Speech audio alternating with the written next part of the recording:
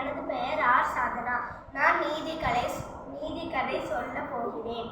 தந்தையும் மகனும் மலைப்பகுதியில் நடந்து சென்று கொண்டிருந்தனர்.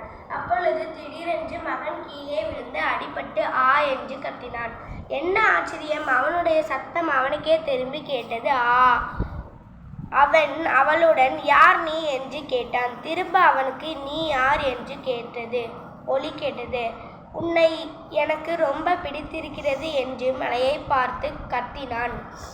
உடனே மலையும் உன்னை எனக்கு ரொம்ப பிடித்திருக்கிறது என்று பதிலளித்தது. இதை கேட்டதும் அவனுக்கு கோபம் வந்துவிட்டது. உன்னால் நேரில் வர முடியாதா என்று திட்டினான். அவனுக்கு மறுபடியும் அதே பதில் வந்தது. உன்னால் நேரில் வர முடியாதா? அவன் தன்னுடைய தந்தையை பார்த்து, அப்பா, இங்கு என்ன நடக்கிறது என்று கேட்டான். அவனுடைய அப்பா சிரித்து கொண்டு, மகனே, கவனமாக கேள் என்றார். இப்பொழுது அவர் மலையை பார்த்து, நீ ஒரு வெற்றி வீரன் என்று, அந்த மலையும் நீ ஒரு வெற்றி வீரன் என்று திரும்ப சொன்னது. அந்த சிறுவனுக்கு மிகவும் வியப்பாக இருந்தது. ஆனால் அவனுக்கு ஒன்றும் புரியவில்லை.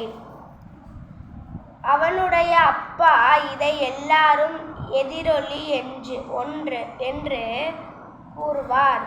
ஆனால் வாழ்க்கைக்கான தத்துவம் இது. நாம் தருவதை எல்லாம் அது நமக்கு திருப்பி தரும். நம்முடைய வாழ்க்கை நம்முடைய செயல்பட்டினம் எதிரொலிதான். அடுத்தவர் உன்மீது அன்பு செலுத்த வேண்டும் என விரும்பினால் அடுத்தவர் மீது நீ அன்பு செலுத்த வேண்டும். நீ மற்றவர்களிடம் அதிகமான திறமையை எதிர்பார்த்தால் முதலில் உன்னுடைய திறமைதான்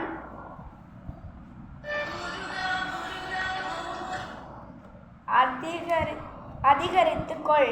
நாம் எதை கொடுக்கிறோமோ அதையே வாழ்க்கையும் நமக்கு திரும்பி கொடுக்கிறது.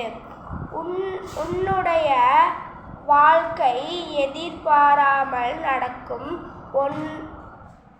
ஒன்றென்று அது உன்னுடைய எதிரொலிதான் என்று கூறி முடித்தார் தந்தை. நீதி. நாம் செய்கின்ற செயல்களே